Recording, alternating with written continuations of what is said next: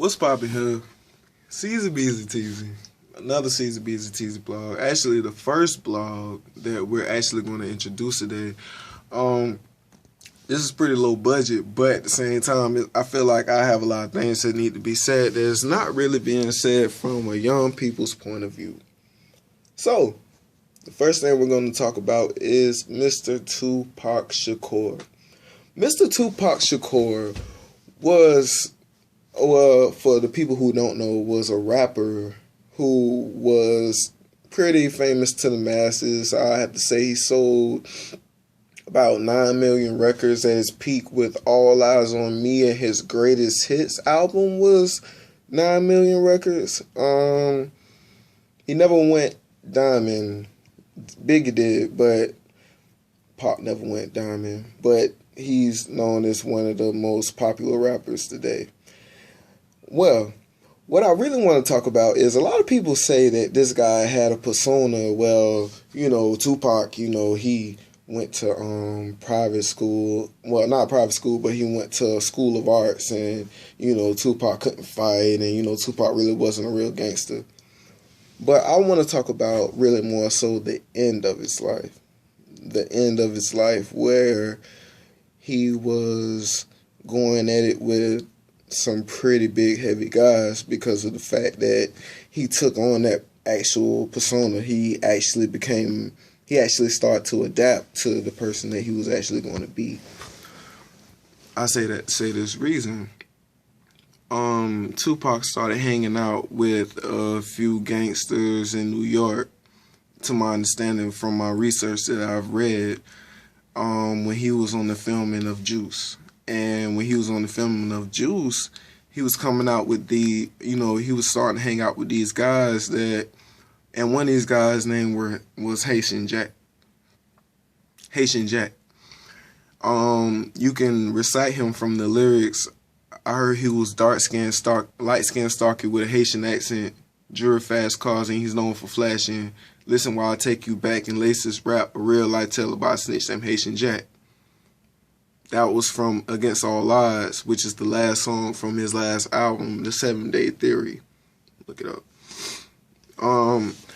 This guy here was an actual gangster from New York. This guy here was actually, in the real, actually, kidnapping folks. What gangsters do. I can't really, account for everything he's done. I haven't looked it up, but he's actually done this.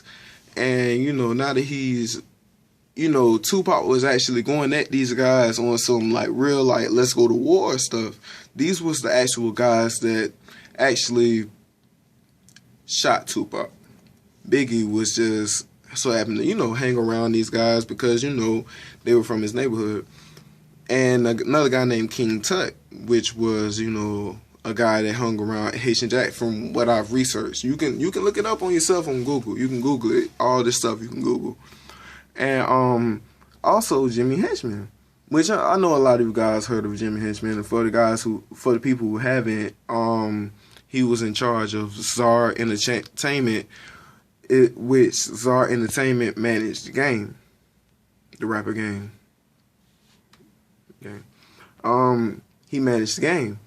And, Jimmy Henchman was a guy that, had some real big connections. Obviously, he's locked up for, selling dope and stuff like that. But, he had some real big connections as far as, with gangsters and, doing stuff. If you could also look up Kelvin Martin, which is the real 50 Cent, look that up, and you could see that he was locked up with Kelvin Martin. So he had to be doing some dirt for a minute.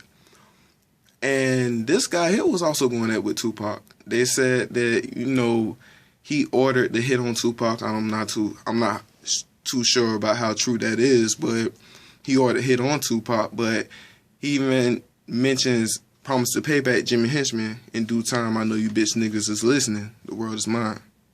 That's on Against All Odds also, which is the last song on the 7 Day Theory with Tupac. It's Tupac, That was Tupac's last album, and I feel like that's his real last statement. You know, a lot of his albums that come out, you know, they're on sort of like new beats, you know, but that was his last approved album, so that's really what his last reply was, in my opinion. But, you know, Tupac was a real dude, and, you know, I think that, you know, a lot of times people go against people because they say, well, how your upbringing was, but we have to judge people off who they were before they died. I would say that Tupac was a very positive person, because I would say, I want to get that out and articulate that.